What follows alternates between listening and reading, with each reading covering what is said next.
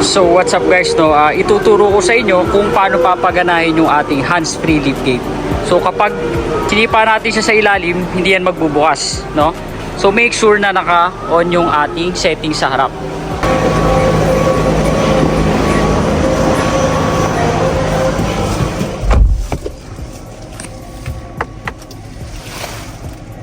So dito sa settings ng ating infotainment, nandito siya, click lang natin yung home button or ito, click natin yung home button.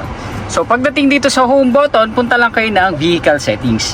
Under vehicle settings, punta kayo ng body settings and doors and windows. Nandyan yung ating hands-free liftgate. So ito siya, turn on nyo lang to. So pwede nyo pain dun sa likod, then automatic magbubukas na yan. Ito yung ating button ng ating tailgate, no? So nandito yung kanyang settings. So napakadali lang, no? Tapos pwede nyo na siyang itry. Then make sure dapat hawak palagi natin yung susi. Kasi hindi matitrace ng ating hands-free liftgate kung wala yung kanyang susi. So ngayon itatry natin kung gumagana na siya. So ang pagsipa sa kanya, tapos alis. So pag sinipa mo siya, alis ka agad. So try natin. Yan. So nakita natin, nagbukas na siya. So yun lang, no? So pwede mo rin siyang i-close. Sipa ulit. Yan. Ang tamang pagsipa mo, alis ka agad. So try. Yan. So ganun lang siya kadali, no?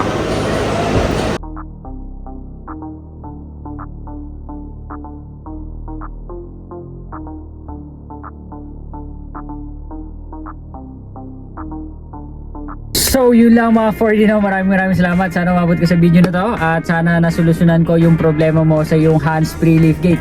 Hindi po sira yan. Minsan kasi naka-turn off lang yan. So i-turn on mo na. Malaking bagay yan. Especially pag may bit-bit ka at hindi free ang kamay mo para pindutin pa yung tailgate button natin, no? Napakalaking bagay po niyan, no?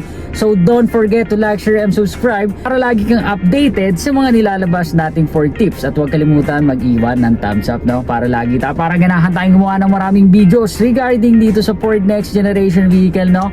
So yun lang, no? Kita-kits sa next video natin. Don't forget to subscribe and like the hit button for more Ford tips.